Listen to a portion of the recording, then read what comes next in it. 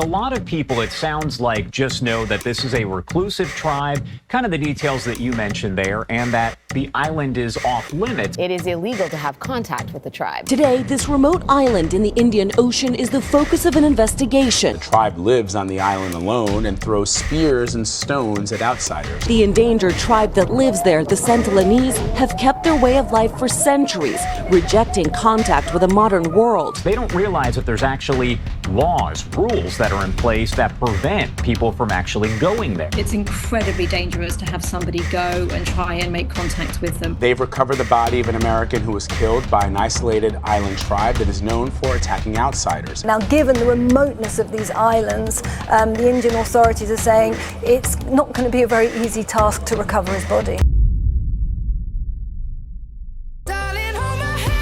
Nothing beats a Jet2 holiday. So, you need a holiday. And who can blame you? It's been a long, possibly traumatic year, and you've decided to yourself that you need a little break. Perhaps you've been stressed off your tits and need some time to cool off, or perhaps winter is approaching, and like me, you live in a rainy shithole of a country such as Great Britain. Perhaps what you need is an island holiday, a place where you can really soak up the sun and forget about your daily troubles for a little while. And well, if that's what you're going for, I, Mother Moocake, would highly recommend that you stay the fuck clear of North Sentinel Island. Here in the 21st century, you may be right to assume that everything worth discovering has been found at this point. The ancient world is long gone, and all of those surviving temples, tribes, and other such ancient artifacts have probably been all dug up at this stage. However, this tiny little island, located in the Indian Ocean, is actually home to one of the last indigenous tribes on the planet. Even today, they're still uncontacted, uninterested, and stupidly hostile towards outsiders. And they're probably better off for it. I mean, they've never been subjected to the pain that is TikTok, so they're clearly living much better lives than you and me. Memes aside, this small indigenous tribe has violently and deliberately pushed back against visitors and the influence of the outside world in general. And I don't say violently for the sake of dramatic effect either. Aside from a few very exceptional visits, anyone that rocks up to this island will get immediately killed by the natives that live there. No questions asked. The tribal people of North Sentinel Island have lived in seclusion for thousands and thousands of years. And today, I, Mother Moocake, would be delighted to tell you their story. From ancient migrations to colonial cock-ups to modern murders, come with me and allow me to tell you the intriguing little tale of North Sentinel Island and its mysterious inhabitants. That's no moon. It's a space station. North Sentinel Island is one of 572 little isles that make up the Andaman and Nicobar Islands, an archipelago located in the Bay of Bengal and now under the jurisdiction of the Indian government. The Andamans were originally home to various different indigenous groups, including the Great Andamanese, the Jarawas, the Onga, the Jangil, and of course, the Sentinelese themselves. It's reckoned that these people are the direct descendants of some of the earliest modern humans to leave Africa in a mass migration some 50 to 70,000 years ago. And by 26,000 years ago, during the last Great Ice Age, the peoples that would eventually make up the tribes of the Andamans would reach the archipelago that they call home. From here, these ancient migrators would have slowly spread out over the Andamans, becoming more and more different from one another as various groups travelled further and further away from each other. Thanks to that last Great Ice Age I mentioned, it's reckoned that the sea levels at this point in time were much lower than they are today, meaning that these ancient peoples could have effectively walked between what are now islands. Eventually, by around 16,000 years ago, these various peoples had fully solidified and become the various tribes of the Andaman that we know today. And some of these tribes were so different to each other by this point in time that they actually considered each other mortal enemies. From this distant point some 16,000 years ago, the tribes of the Andaman would live in complete and total isolation from the rest of the outside world for thousands and thousands of years. And this isolation only really came to an end about 250 years ago, which is just an insane amount of time when you think about it. Civilization itself dawned, ancient empires like the Egyptians, the Greeks and the Romans all came and went, the medieval period passed by, the New World was discovered, and technologies like gunpowder and electricity were harnessed by people. And these guys just sat on their islands doing their own little thing for the whole of that time. While the Andaman Islands were known about and recorded by various ancient explorers from Ptolemy to Marco Polo, it's only in the mid-18th century that they're truly, for the first time, contacted by outsiders. In December 1755, the Dutch East India Company would reach the islands and founded its first colony in January 1756. The British also, unsurprisingly, founded some colonies on the island, first and unsuccessfully in 1789, and then more permanently in 1858. This second colony would eventually become Port Blair, which is still the capital and largest city of the Andamans today. By the beginning of the 20th century, though, most of the tribes of the Andaman, long story short, had been completely and totally fucked over. That's colonialism for you, baby! I could spend a whole video going over this shit because, believe me, there is a lot. But we'll keep it short and sweet this time because, after all, we are focusing on the Sentinelese. Between 1858 and 1931, the combined populations of the Andaman tribes would fall from somewhere around 5,000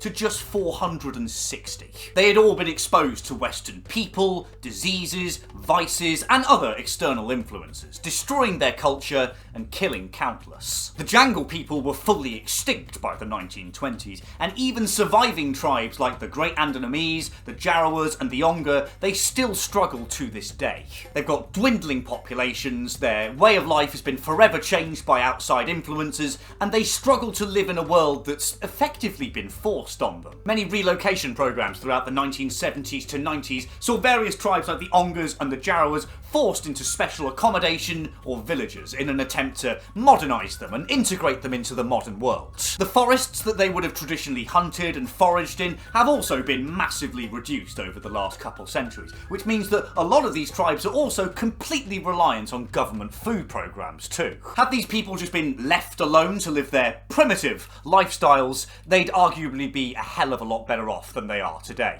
And this is where the Sentinelese come into the picture, because they are the only Andaman tribe that hasn't been completely ravaged by this colonial shitfuckery. There's a few reasons why this tribe has been largely left alone, though as we'll see throughout this video, they haven't been totally left alone. They have been contacted quite a few times at this stage. North Sentinel Island is pretty small. It's only about 60 square kilometres, which I'm told is roughly the size of Manhattan.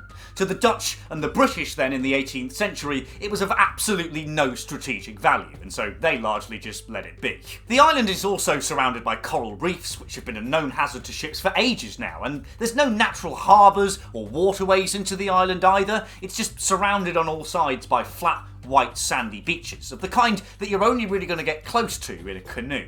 This not only makes it harder to reach the island, but it also might help to explain why the Sentinelese have never left this one tiny little island. The island's population is reckoned to be somewhere between 50 and 500 people, with most estimates falling around the 200 mark. The Sentinelese people are still in the Stone Age for all intents and purposes. They haven't discovered farming, they're hunter-gatherers who forage berries and hunt animals such as crabs, shellfish and turtles. The islanders have been seen to use canoe-like boats, but it doesn't paddles or oars, and so they use punts to steer them instead. This means that they can't leave shallow water, and so those coral reefs become their boundary as well as their border. And though it's reckoned that they scavenge metals like iron to make arrow and spear tips, they definitely haven't discovered metalworking either. Basically nothing is known about their language, their culture, their religious beliefs. I mean, we don't even know what they call themselves. And so, despite their hostility, which is doing them a lot of good considering the state of the other Andaman tribes, you can begin to see how this mysterious, otherworldly group of people would start to attract curiosity. Hippity hoppity!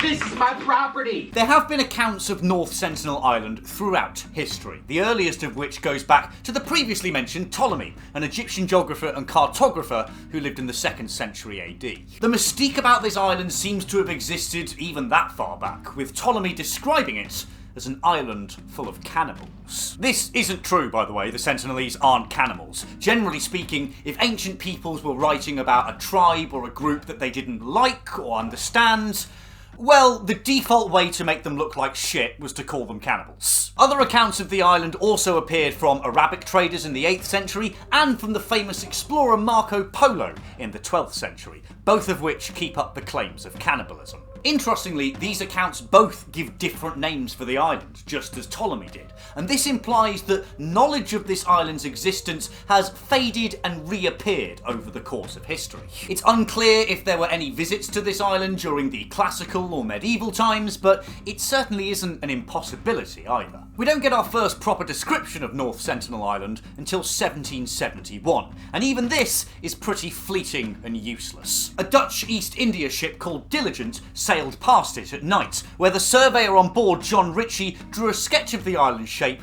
gave it the name that we use today, and described seeing a multitude of fires along the shoreline. The captain of the Diligent didn't really stop to have a closer look, and based on some of the encounters we're going to be looking at later, that was a very wise fucking move. It's over a century later, in 1867, when we get our first documented landing on the island. Well, I say landing, it's more of a crash. During the summer monsoon season, an Indian merchant ship called the Nevaeh found itself blown off course and wrecked on the coral reefs surrounding North Sentinel Island. The 106 survivors were able to make their way to the nearby shore, and upon arrival, they probably breathed a huge sigh of relief. And then the Sentinelese came out of the forest and promptly attacked them. No questions asked, not a moment of hesitation, they just went for them. The captain of the Nevaeh later described the Sentinelese, writing that the savages were perfectly naked, with short hair and red painted noses, and were opening their mouths and making a sound like pa on och. Their arrows appeared to be tipped with iron. Luckily for the crewmen of the Nevaeh, they had these amazing things on them called swords and guns, and generally speaking, these are going to outdo your homemade spears, bows and arrows. The crewmen were able to drive back the islanders, get back in their lifeboat, and sail out beyond the coral reefs to wait to be picked up by the Royal Navy. So, no major problems so far then, right?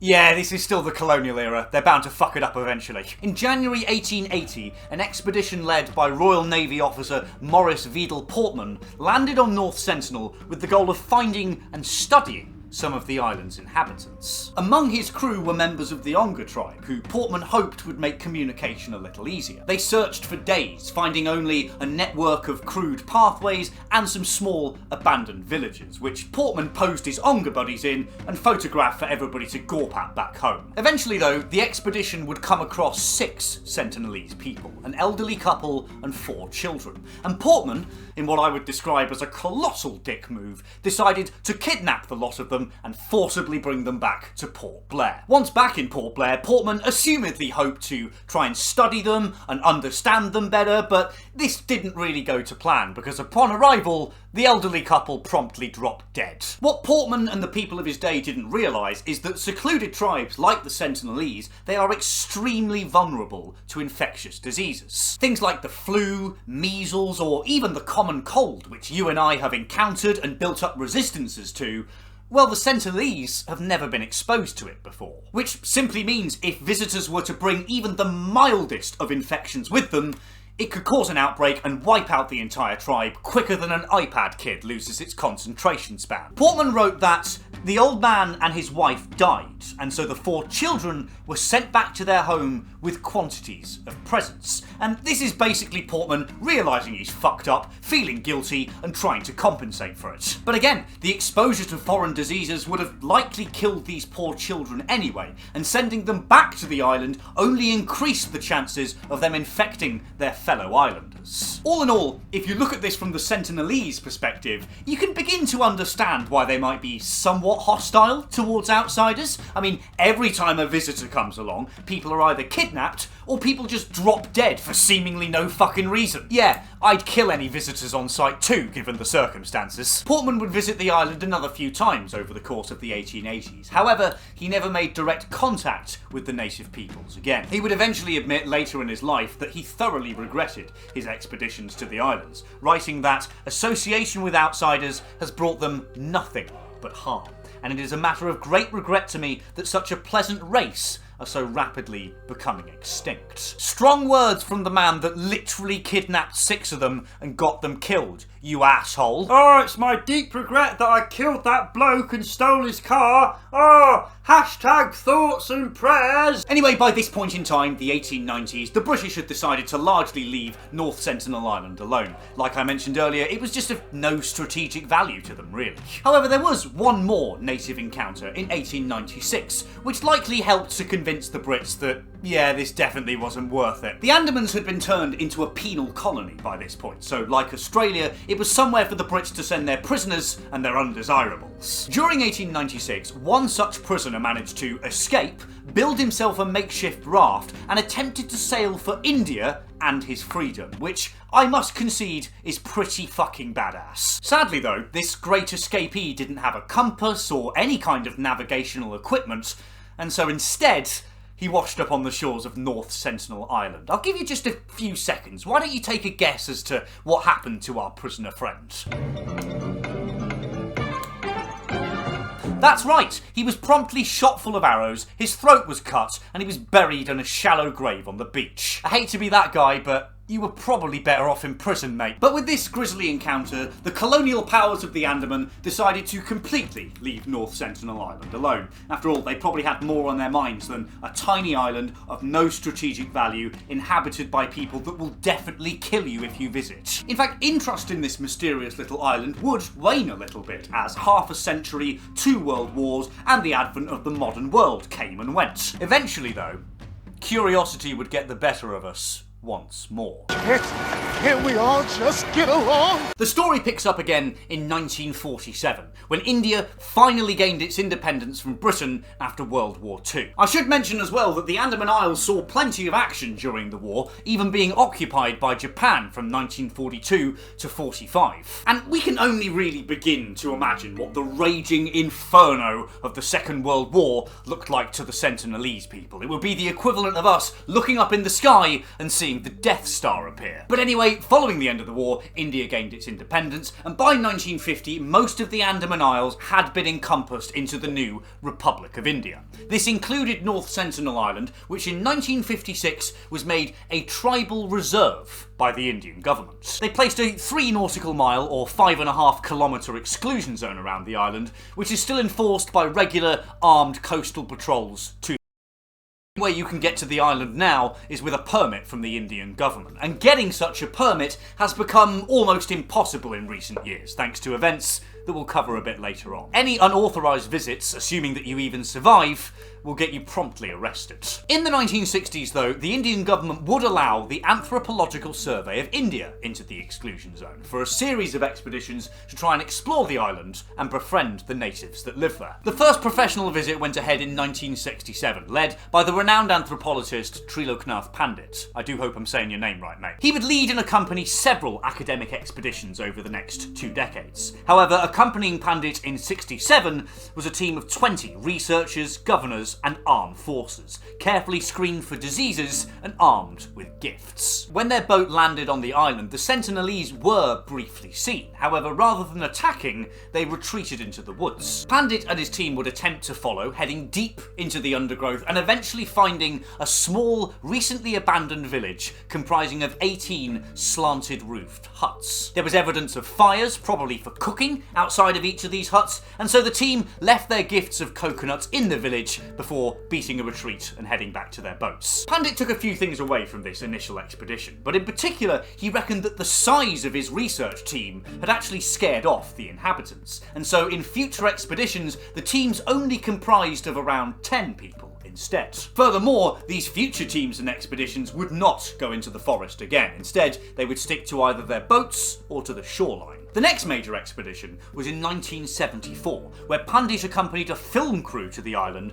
for a documentary about the Andamans called Man in Search of Man. It features several groups, including the Onga and the Jarawa, and the short 22-minute documentary culminates in a visit to North Sentinel. The documentary can actually be found on YouTube for free, and I'd highly recommend giving it a watch. It's genuinely fascinating. The team would briefly land on the shore and leave gifts of coconuts, a wild pig, a doll, a toy car, and some metal cooking pots. Then they retreated to their boats and waited for the Sentinelese to emerge. After a long wait, the cameramen were able to capture the first ever footage of this secluded tribe.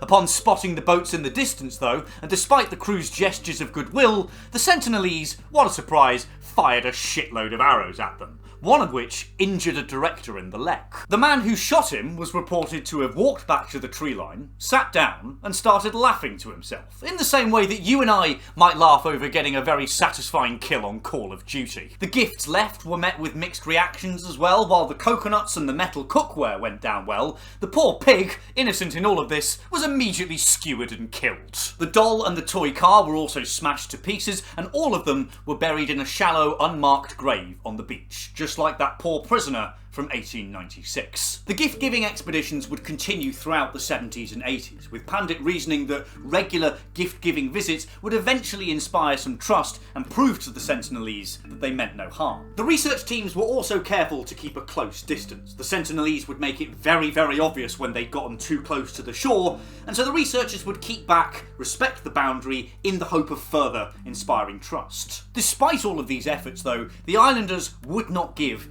any ground. On one occasion, it was recorded that upon seeing the boat, the Sentinelese all turned their backs on the crew and assumed, I quote, a defecating posture. This is not only hilarious to me, but it also proves that some forms of communication are just universal. Despite thousands of years of isolation and separation, the Sentinelese made it very, very clear they thought the crew were a load of shit.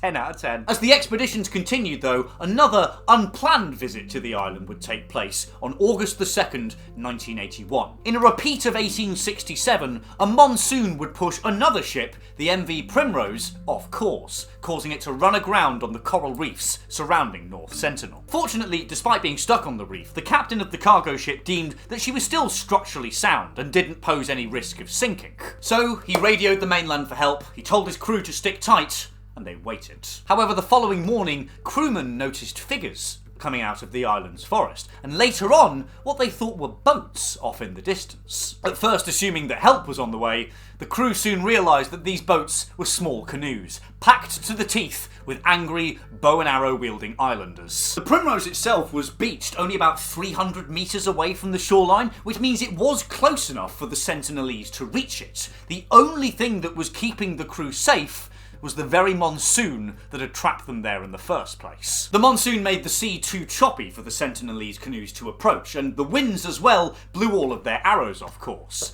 However, the captain was worried that the monsoon would clear up before they were evacuated, and so he frantically radioed Hong Kong and requested a drop of firearms to defend himself and his crew.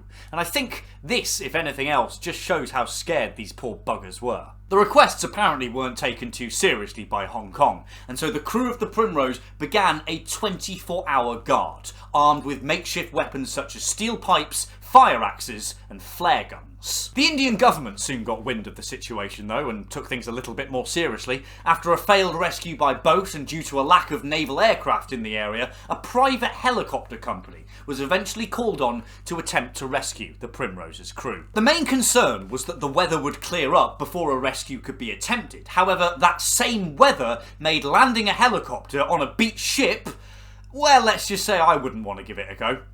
But then again, I'm not a helicopter pilot, so... Overall, the evacuation took 3 separate trips to get the entire crew out, all while landing on a beached ship with almost no space or clearance whatsoever. Miraculously, all of the crew were evacuated and there were no casualties whatsoever. And it goes without saying that the 2 pilots that pulled this off, Robert Four and Vic Viersha, are nothing short of legends. As the 1990s dawned, Trilokanath Pandit and his gift-giving expeditions would finally make a phenomenal piece of progress, thanks to the help of one Dr. Madhumala Chattopadhyay, an Indian anthropologist who specialises in Annamese culture and languages. And again, I do hope I'm saying your name correctly. On January the 4th, 1991, for the first time ever, the crew was amazingly greeted by friendly islanders who waded out into the sea to collect the coconuts offered to them. Eventually, the expedition crew also jumped in the water and were able to physically hand the coconuts over to the Sentinelese rather than just throwing them from afar like all the times before. Chattopadhyay was the first woman to ever go on an expedition to North Sentinel Island, and it's reckoned that her presence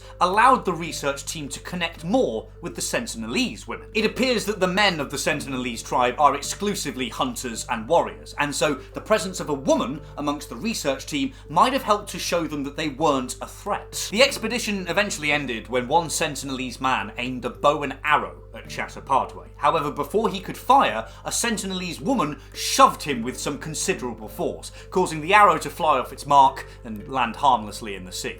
The crew took this as a sign that maybe they were beginning to overstay their welcome, and so they beat a retreat. However, Chatapadwe and the team would return on the 21st of February 1991, and this time the reception they got was even warmer again. The expedition crew were again able to stand in the water, handing or tossing coconuts to the eager, friendly Sentinelese people. At one point, a thrown coconut accidentally hit a native woman in the back, knocking her briefly to the ground. This, amazingly though, inspired no reaction from the other islanders, who seemed to realise that it was an honest mistake. Again though, this expedition ended on somewhat ambiguous terms. Pandit had apparently wandered a little bit too close to the shoreline and made eye contact with a Sentinelese warrior in the distance. The man reportedly drew his knife and made a throat-cutting gesture, which, again, like that defecating posture, you don't have to be an expert in Andamese languages to figure this one out. The crew again decided to play it safe and call it a day.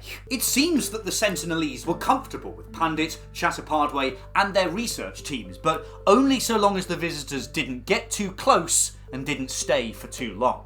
Nonetheless, these encounters with the Sentinelese were nothing short of groundbreaking. So much so, in fact, that the Indian government deemed that it was now safe enough to send a salvage team to dismantle the wreck of the MV Primrose. A couple of days into the operation, some Sentinelese men in canoes cautiously approached and boarded the MV Primrose, where the salvage team would give them bananas as a kind of peace offering. This seemed to appease and ease the Sentinelese, who would make infrequent visits to the Primrose over the course of the 18-month salvage operation. They worked harmoniously alongside the salvage crew, gathering flat strips of iron and regarding the massive boats and the team's welding gear with a mix of awe and apprehension. Imagine that you're abducted by aliens and they just let you watch their engineer team repairing this super big, high fancy UFO flying saucer thing. I mean, that's what it must be like for the Sentinelese in this context. And while these peaceful encounters with the Sentinelese are phenomenal, they would also turn out to be the peak of friendly relations. As we shall soon see, we have never ever been able to get as close nor as cordial with the Sentinelese as those expeditions that took place in the 1990s. It's clear that these encounters are outliers, achieved by decades of hard work, research and semi-frequent visits to gain trust. Pandit, Chatapadwe and their fellow expedition members are very, very rare exceptions. To anybody unfamiliar still approaching the island, well, violence was still the norm. What will you learn? That your actions have consequences! The successful gift-giving missions continued up to the late 1990s, with the Sentinelese continuing to be friendly towards the visiting research teams. However, by this time, the Indian government was beginning to take note of how increasing contact with the other Andaman tribes, like the Onga, the Jarawa and the Great Andamese, it was beginning to take heavier and heavier tolls on them. As I mentioned in part 1 of this video, these tribes had been well and truly fucked over anyway by this stage, but infrastructures like roads were suddenly cutting right through tribal territories, and despite laws strictly prohibiting people from contacting natives as they travel through, opportunistic tourist companies sprung up advertising exactly that. It's basically a human safari park, which is about as fucked up as it sounds, to be honest, isn't it? Slowly, the tribes of the Andamanese were being exposed to more diseases and to more harmful effects like cigarettes, alcohol and arsehole tourists. So by 1997, the Indian government called off the gift-giving missions, decreeing that from now on, North Sentinel Island should be contacted by nobody whatsoever. Now, while this decision was made in the best interest of the Sentinelese, it would have also likely confused the hell out of them. Decades of semi-regular, friendly, gift-giving missions just suddenly stopped without any warning at all, and this could well have surprised or even angered them. In any case, following the end of the gift-giving expeditions, the Sentinelese would once again become more cautious and more hostile towards outside visits. On Boxing Day 2004, a 9.3 Richter scale earthquake struck the coast of northern Indonesia, and this in turn caused a colossal 30-metre high tsunami in the Indian Ocean. It devastated some 14 countries from Sri Lanka to Thailand, and it is one of the worst natural disasters of modern history, killing approximately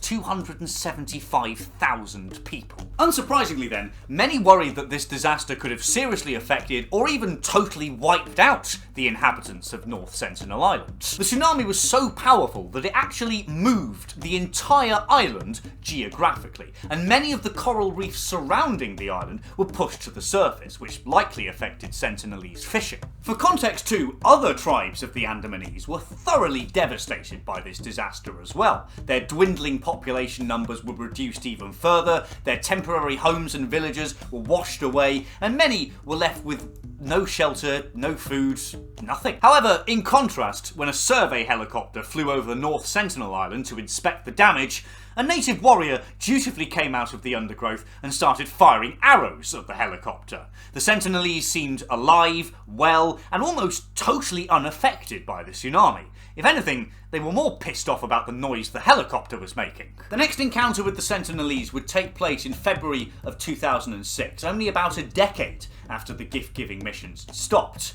However, unlike the gift-giving expeditions, this meeting was neither planned nor positive. Two Indian fishermen, Sundaraj and Pandit Tiwari, illegally entered the exclusion zone, and it's reckoned they did so to try and gain from the abundance of fish within the area. However, other nearby boats that witnessed the entire ordeal, they also attested the two fishermen were pissed off their face on palm wine. Very drunk, the two reportedly fell asleep, their boat drifted towards the shore, where they had the rudest awakening in history.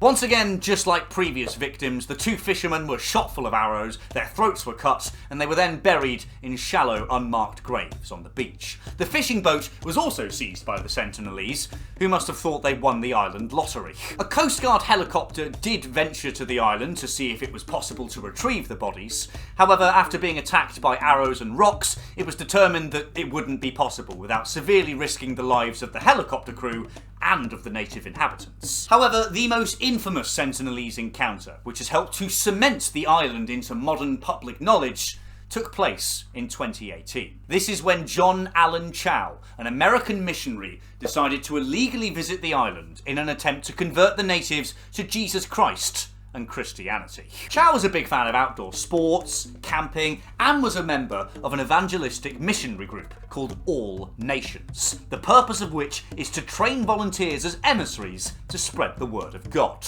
One night, Chow was reportedly scrolling through yet another evangelical Christian website called the Joshua Project, which lists the various tribes, regions, and people groups who have the least access to Christianity, or who haven't heard of Christianity at all. According to the site, the most difficult and uncontactable group was, you guessed it, the Sentinelese. This is where an almost 10-year obsession would begin, with Chow later writing that he believed North Sentinel Island to be Satan's last stronghold.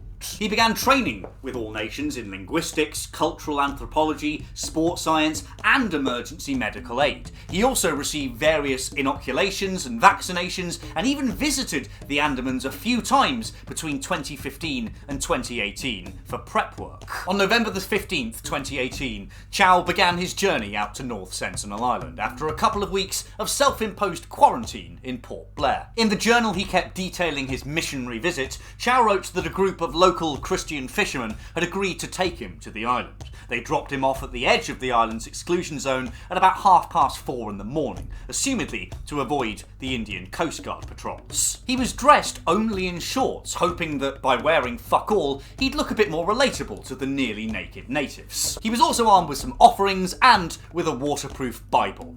I didn't even know that waterproof Bibles existed, but there you are, fun fact of the day, I guess. About 4 hours later, at 8:30 in the morning, two Sentinelese men emerged from the forest, advancing towards the shoreline and stringing arrows into their bows. Chow, according to his journal, shouted to them, "My name is John. I love you and Jesus loves you," which, even if the islanders could understand, it definitely wouldn't have deterred them. Panicking, Chow hurled his offerings of fish towards the Sentinelese before paddling off, quote, "like I never have in my life." Following this, shall we say, unsuccessful first contact, Chow would head back the following day for a second attempt. This time he was able to leave some gifts on the beach, which included a football, scissors, some safety pins, and more fish. I mean, did you even look at the gift-giving expeditions, my dude? You should have brought coconuts. Eventually, from his kayak, Chow spotted some 6 Sentinelese men on the shore who began to shout what we can assume insults and threats at him.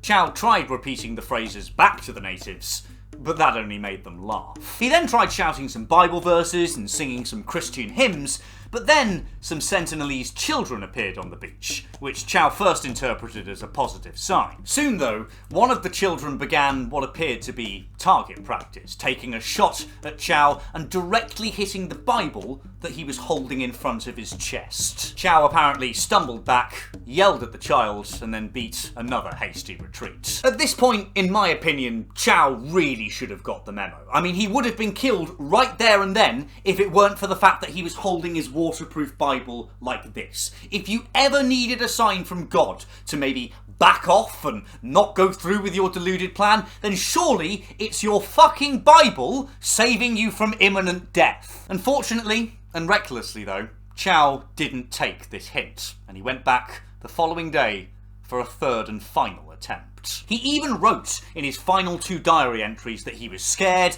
didn't want to die, and hoped that these wouldn't be his last entries. However, he also wrote that if it was God's will for him to die, so be it. And this is a clear sign in my mind that Chow was hell-bent on seeing his insane plan through. In his final journal entry, Chow also left a last message to his family, just in case, asking them to forgive the Sentinelese and to not retrieve his body if the worst were to occur. On the morning of November 17th, 2018, Chow would make his final approach towards North Sentinel Island. Later that morning, the fishermen who had been aiding Chow saw a group of Sentinelese dragging a body across the beach and burying it in an unmarked grave. John Allen Chow had met the very same fate as those 2 fishermen from 2006 and that prisoner from 1896. Upon returning to Port Blair, the fisherman would hand over Chow's letters, journal and belongings to his friend and contact within Port Blair.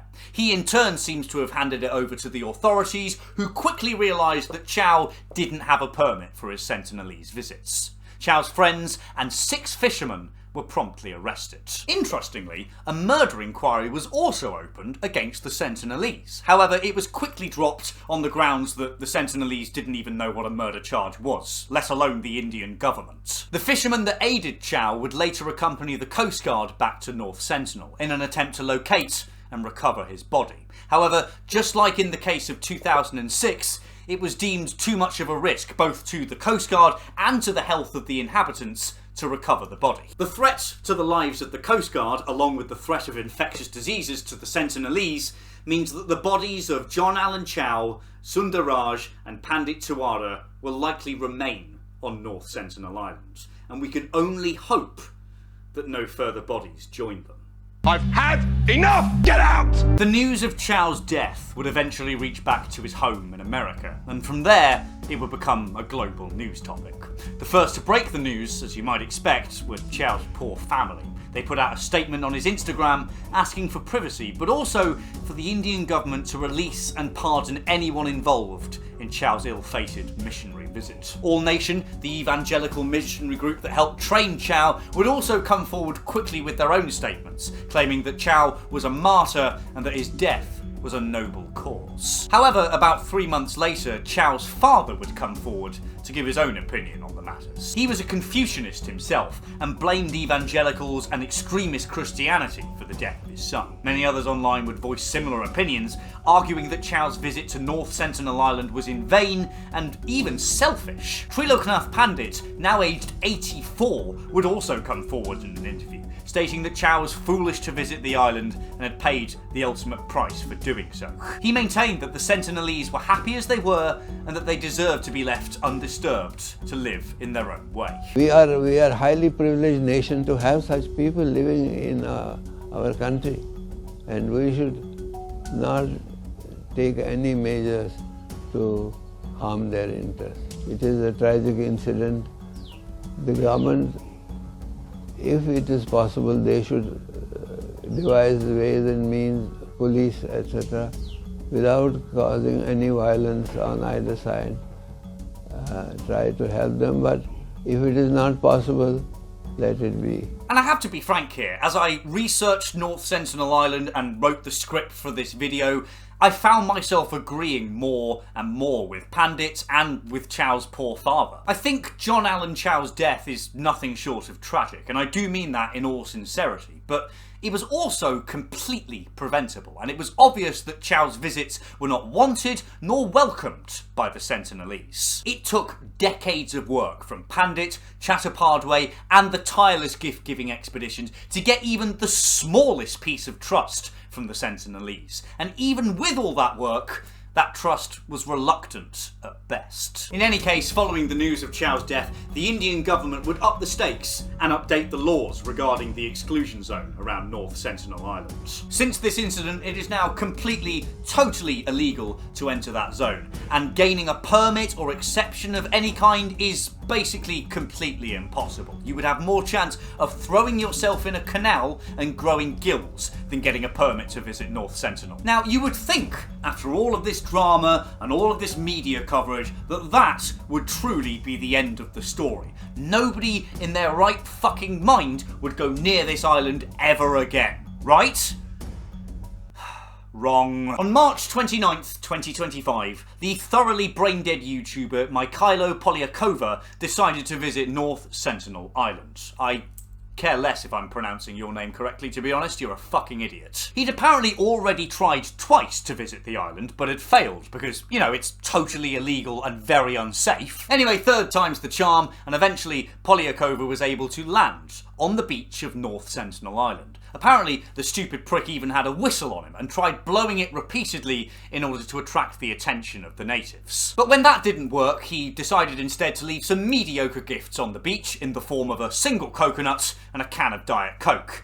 And then he promptly fucked off. Luckily for Polyakova, he didn't see or come into contact with any of the Sentinelese, and that is the only reason that he's still alive. He was arrested 2 days after his little visit on March 31st, 2025, and rightly so. It's worth saying that as someone with an archaeology degree, I can see the appeal of wanting to visit and study the Sentinelese people, don't get me wrong. This secluded tribe are likely direct descendants of the first humans to ever migrate out of Africa thousands and thousands of years ago, and learning about them could teach us a hell of a lot about us, our evolution, and how we got to where we are in the first place. But at the same time, it's abundantly clear to me that this group of indigenous people need to be left completely and thoroughly alone. Because aside from the risk of infectious diseases and cultural destruction, it's quite clear that the Sentinelese are happy as they are, live well on their own terms, and do not need to be exposed to our modern world. In fact, based on how the other Andamese tribes are doing, exposure to our world would do nothing short of eviscerate these people. But as well though, we have to stop thinking that we need to contact these groups of people, because realistically, they don't give a shit about us. In fact, they probably don't even know that we exist. They essentially live in a blissful ignorance, free from the likes of politics, economics, and TikTok degeneracy. And I truly, firmly believe that they deserve to stay that way. Well, would you look at that? We've reached the end of another video. Thanks so much for joining me on this one. It's been great fun, and I hope you got something out of it. If you enjoyed this video, any support that you can throw me and my degenerative little channel is tremendously appreciated. Things like a like, a subscribe, and a share, they go a lot further than you probably realise, and they really, really help me out. So anything you can do is tremendously appreciated. Thanks very much in advance. If you fancy hearing more from me, I have recently set up a Blue Sky account. I used to have a Twitter, but since it got rebranded as X, I've given it up because I think it's a pile of shit now, to be honest with you. But I do have a Blue Sky, so if you fancy hearing more of my degenerative opinions or the occasional shitty meme that I post, please go give me a follow on there as well. That would be lovely. Also, I would like to say a huge thanks for 30,000 subscribers. I hit that just a couple of days ago at time of recording, but God knows where we'll be by the time this goes up. So yeah, thank you so much. It's honestly amazing and humbling to see. I didn't ever expect to even get to this milestone, and I know that every fucking YouTuber and influencer says that, but genuinely, the fact that I a stupid moron have got 30,000 subscribers is just, it's just mind-blowing to me. So yeah, thank you so much, it genuinely means the world. Anyway, ladies and gents, that's going to do it for this video. Thanks again so much for watching. Take her steady, I hope you have a wonderful day, and I'll leave you with this final parting thought. What do you call two monkeys that share an Amazon account? Prime mates.